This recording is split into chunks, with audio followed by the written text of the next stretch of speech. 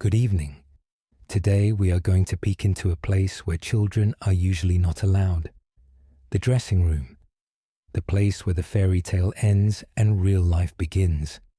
We all know Santa Claus, the jolly fat man who never loses heart. But have you ever wondered what it's like to be a professional giver of joy when your own life is falling apart at the seams? Mark was an actor, a good actor who just ran out of luck. At 50, his biggest role had become Santa at Mall Number 4. For 6 weeks a year, he sat on a styrofoam throne, listening to the wishes of thousands of children smelling of candy and tangerines. He smiled, laughed his signature bass laugh, and promised miracles. But in the evening, he would take off the fake belly, peel off the beard along with his skin, and return to his studio apartment, where only overdue bills, the emptiness after a divorce, and silence awaited him. It was the evening of December 24th, the last shift. The mall was closing. Mark sat in the dressing room in front of the mirror. He looked exhausted. There were red marks from glue on his face. In his eyes, dull fatigue. He had just received an envelope with his pay. It was exactly enough to cover the rent debt and buy a bottle of cheap whiskey. There was no money left for a gift for his own adult daughter, who hadn't picked up the phone in a long time.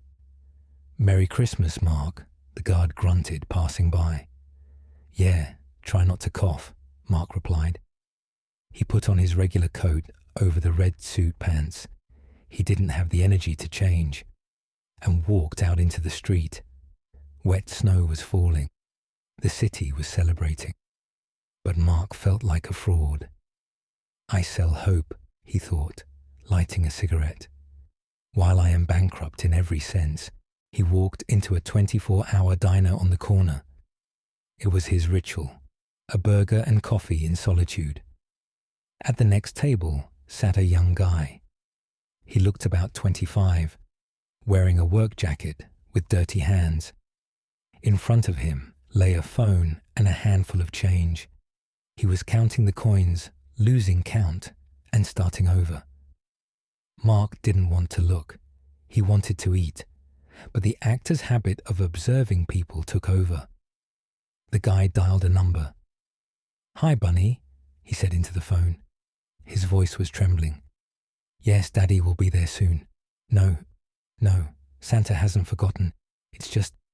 His sleigh broke down. "Yes." He said the gift would come a little later. "I love you."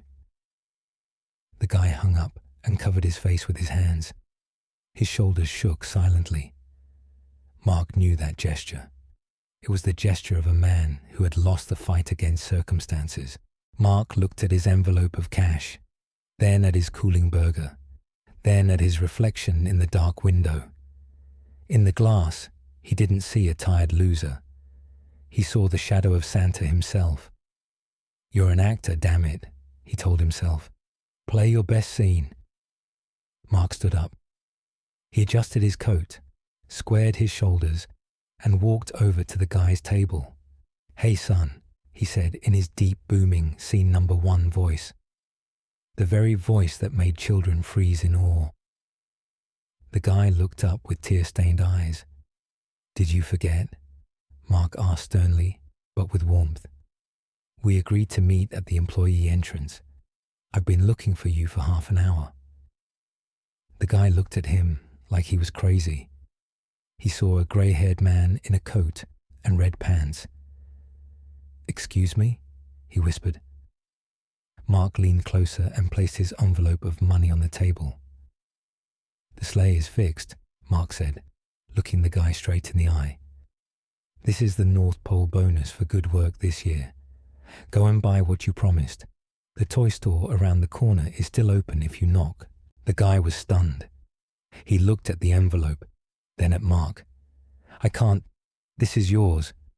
"It's not mine," Mark interrupted him. "It's a prop, and you are saving the finale of the play right now. Take it. That's an order from Santa." The guy grabbed the envelope. A hope flared in his eyes such as Mark had never seen in any child at the mall. "Thank you," he breathed out. "Who are you?"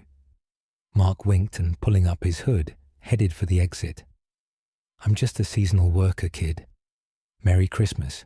Mark stepped out into the cold street. He had no money for a taxi. He had no dinner. He had to walk 5 blocks through the slush.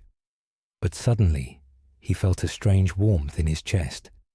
He walked, and his steps became lighter. He began to whistle jingle bells.